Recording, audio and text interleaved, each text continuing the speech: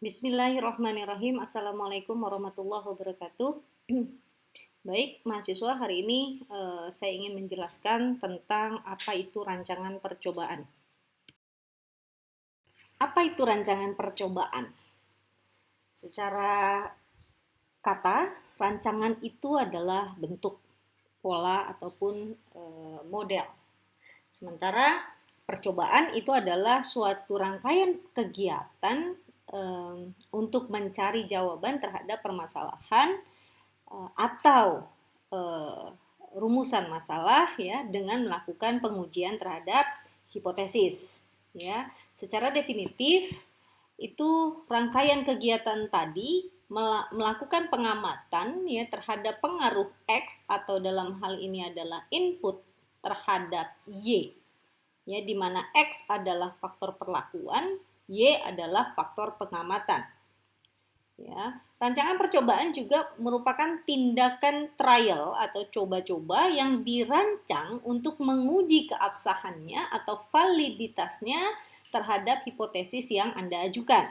Ya, jadi ketika kita berbicara tentang rancangan percobaan, itu merupakan salah satu tools dari penelitian ya untuk menyelidiki tentang sesuatu yang ingin diketahui atau untuk membuktikan suatu teori tertentu. Ya, jadi makanya Anda perlu mendapatkan materi rancangan percobaan di S1 ya, sehingga paham bahwa pada saat nanti Anda melakukan skripsi, Anda sudah paham rancangan riset skripsi yang ingin Anda lakukan. Nah, nilai pengamatan dari objek penelitian yang kita lakukan di dalam riset itu dikategori menjadi dua, ya.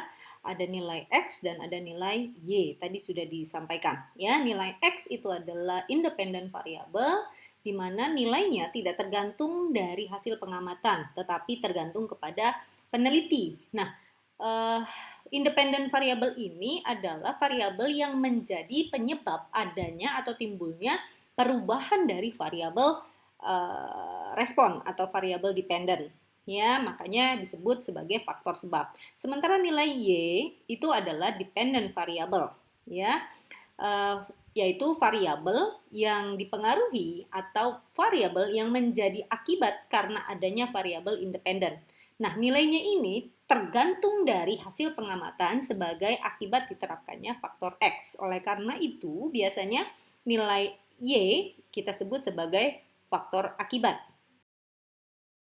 Dalam menguji hipotesis ya, di dalam penelitian kita selalu menguji hipotesis ya. Hipotesis yang kita buat nih dalam melakukan penelitian biasanya kita memberikan hipotesis dulu. Nah, hipotesis kita itu harus diuji ya melalui uji hipotesis.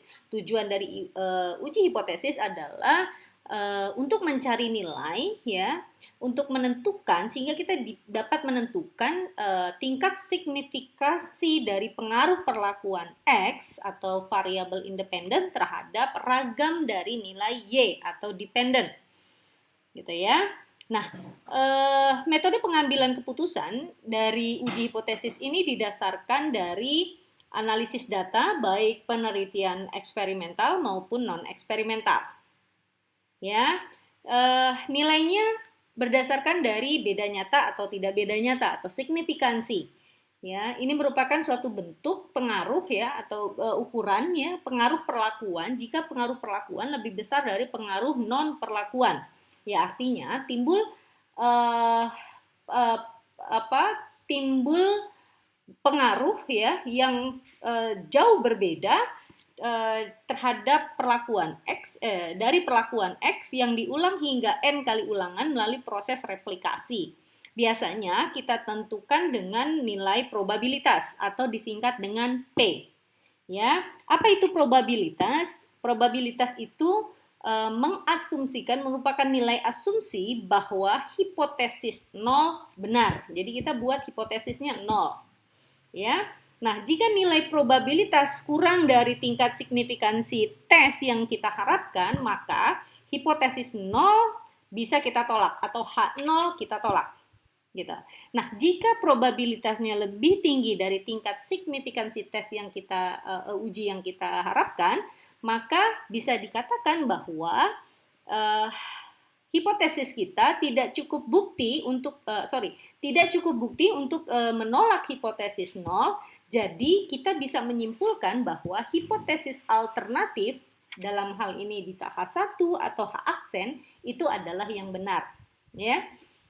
Berapa nilai probabilitas? Probabilitas kita bisa tentukan dari berapa besar galat yang kita mau tentukan. Misal 5% atau 1%. Apa sih galat? Galat itu adalah atau error ya, atau kesalahan gitu. Itu adalah sumber dari variasi data Y ya, tidak dapat dimasukkan ke dalam model. Jadi kita misalnya galatnya kita asumsikan 5%, artinya errornya hanya 5%, sementara pemodelan dari riset kita adalah 95%, gitu ya. Semakin kecil galat berarti semakin valid data atau semakin besar rentang validitas data atau keseragaman data yang kita buat model, gitu ya. Nah, tujuan dari rancangan percobaan ya dapat kita rumuskan. Yang pertama adalah untuk memilih mana peubah yang terkendali ya, perlakuan dalam hal ini yang paling berpengaruh terhadap respon yang dihasilkan. Itu yang pertama. Kita melihat kelompok mana ya yang paling berpengaruh terhadap respon. Kemudian memiliki gugus peubah X yang paling mendekati nilai harapan Y. Ya, nilai harapan. Kemudian yang ketiga dapat memilih ya, kita dapat memilih gugus peubah X yang menyebabkan keragaman respon yang paling kecil, artinya semakin seragam ya. Dan yang keempat, memilih gugus peubah X yang mengakibatkan pengaruh peubah tidak terkendalinya paling kecil. Jadi yang memiliki pengaruh peubah tidak terkendali paling kecil, artinya di dalam eksperimen seluruh gugus ya atau seluruh gugus peubah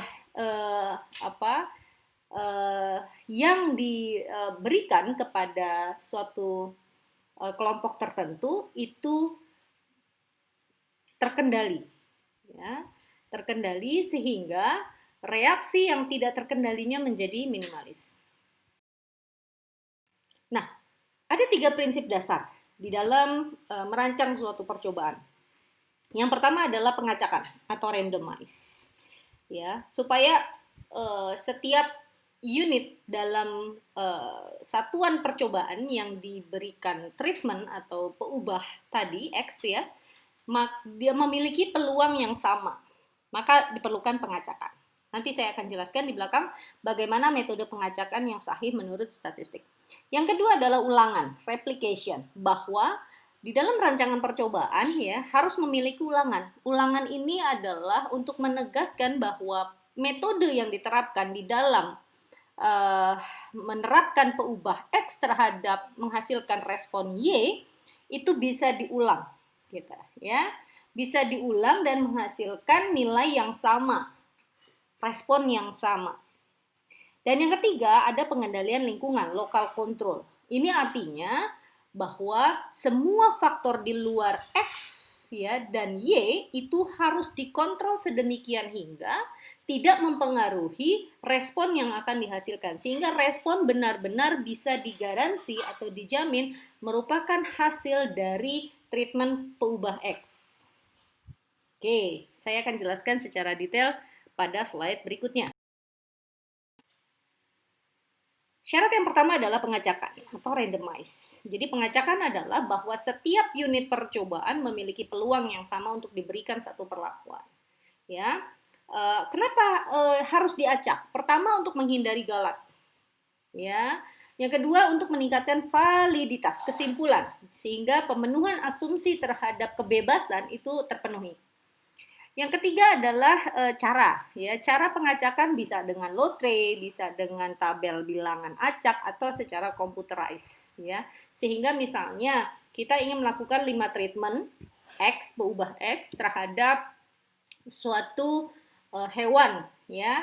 Harapan dari peubah X tadi menghasilkan respon Y. Nah, oleh karena itu dibutuhkan sekian banyak ulangan sehingga diperolehlah jumlah ya 30 sampel yang digunakan di dalam atau 30 unit. Nah, ke 30 unit ya, hewan percobaan ini itu memiliki peluang yang sama pada saat kita melakukan pengacakan.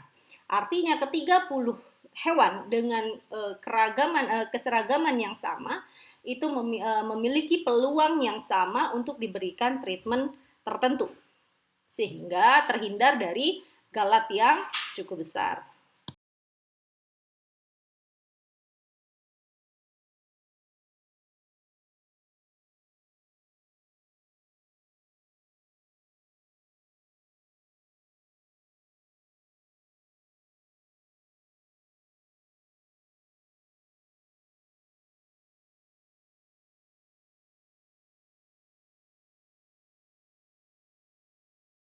Yang kedua adalah ulangan, ya.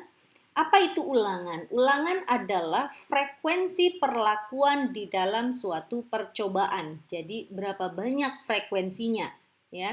Jumlah dari ulangan ini sangat tergantung pada tingkat ketelitian yang ingin disampaikan sampai pada kesimpulan, ya. Jadi semakin ingin teliti, maka ulangannya akan semakin tinggi. Nah, nilai ulangan ini sangat dipengaruhi oleh derajat ketelitian, kemudian keragaman dari bahan dan biaya yang tentunya peneliti sediakan untuk melakukan riset. Nah, di dalam statistik, berapa nilai minimum ulangan yang bisa kita berikan? Minimalnya adalah 3. Ketika nilai 3, maka diharapkan ada 2:1 ya, atau 3:0, atau 1:2, atau 0:3 gitu terhadap hasil positif atau hasil negatif, sehingga kita bisa mengambil kesimpulan. Atau minimal dB galat 15, kita gunakan rumus T-1 dalam kurung N-1 lebih besar dari atau sama dengan 15, di mana nilai T itu adalah jumlah perlakuan dan nilai N itu adalah jumlah ulangan.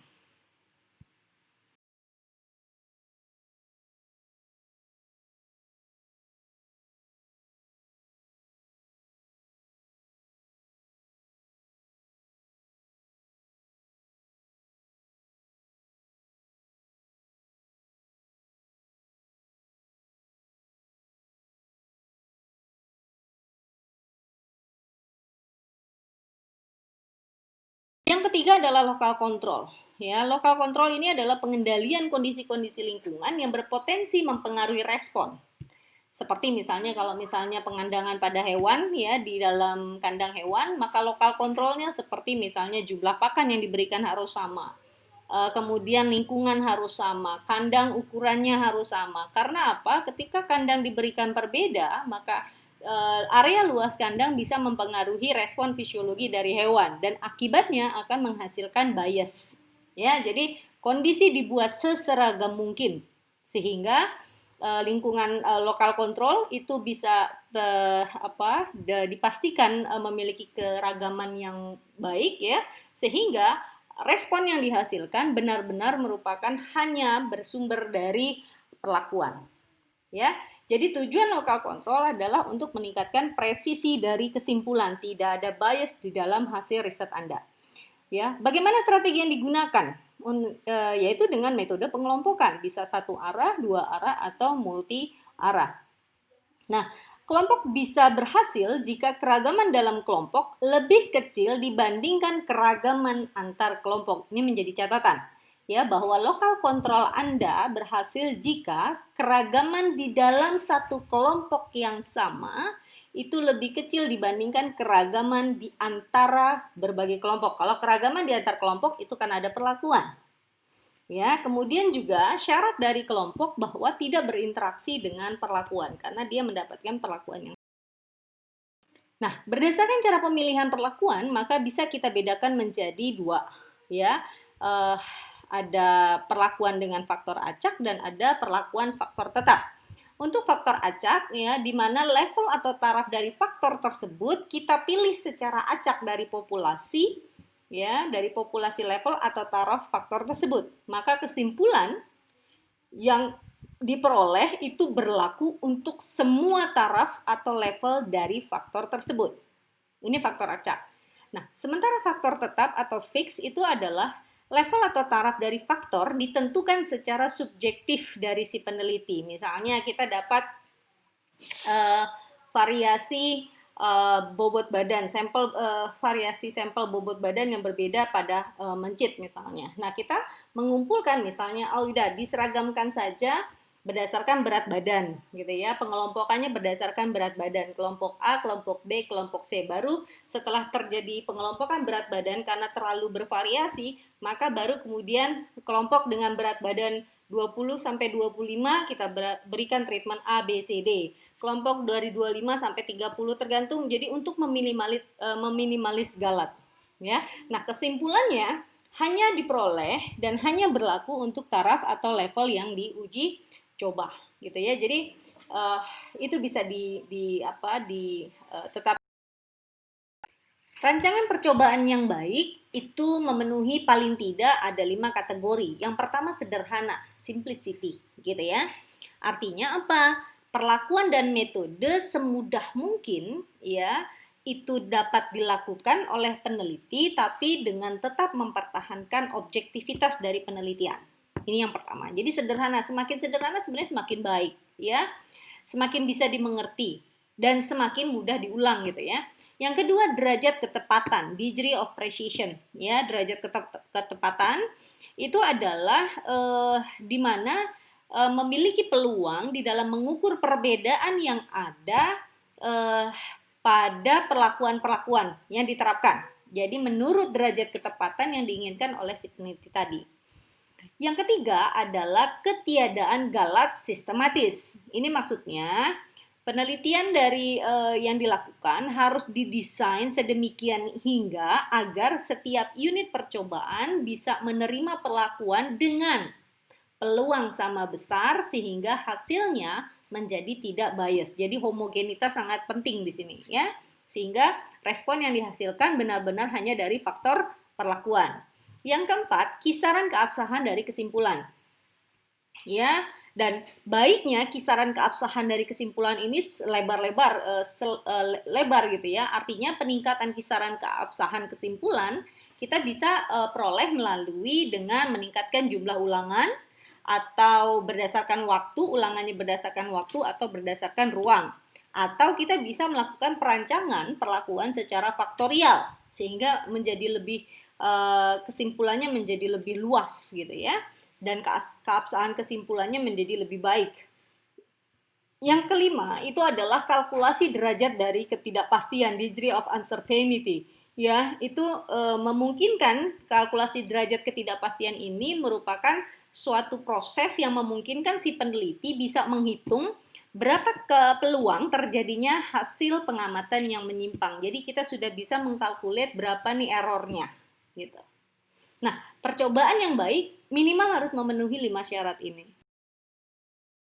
Nah, bagaimana klasifikasi dari rancangan? Ya, jadi rancangan percobaan bisa kita klasifikasi berdasarkan rancangan perlakuannya. Perlakuannya maksudnya adalah bagaimana suatu perlakuan disusun atau dibentuk. Apakah 1 faktor, 2 faktor, atau 3 faktor? Ya, untuk 1 faktor ya X menghasilkan Y, sederhana sekali. Tetapi ketika dia 2 faktor, maka bisa kita susun dalam bentuk faktorial, ya, atau faktor tersarang, atau split plot, atau split block. Nanti akan ada materinya sendiri, ya, akan dijelaskan pada bab-bab berikutnya. Yang 3 faktor adalah faktorial, bisa juga nested, atau campuran antara faktorial dan tersarang, atau split plot, atau split block, ya, dan seterusnya.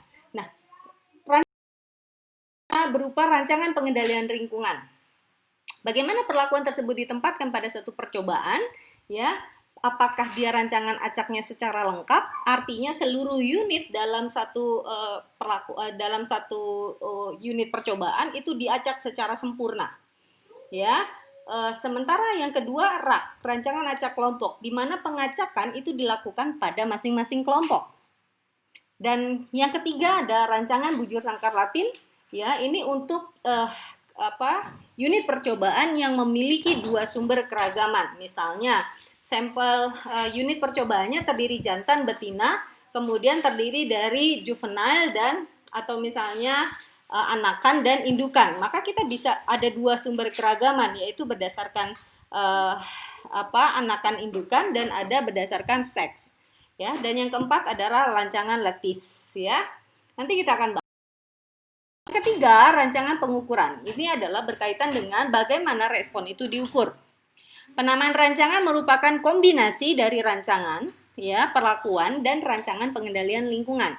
Contohnya, misal faktor tunggal dalam RAL, ada faktor dua faktor dalam RAK, ya, faktorial atau split plot tapi RAK, gitu ya. Jadi bisa kombinasi dari rancangan perlakuan serta rancangan pengendalian terhadap lingkungan.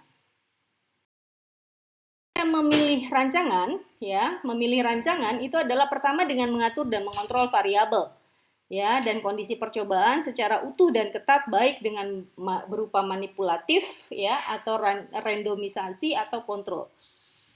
Kalau saya pribadi sering menggunakan kontrol positif, kontrol negatif, ya. Sah-sah saja. Anda tidak suka pakai kontrol, ya sudah, berlakukan random dengan sangat baik. Ya, kemudian membandingkan perlakuan dengan kontrol secara nyata. Ya, kita buat kutub data antara kontrol negatif dengan positif itu sebagai patokan.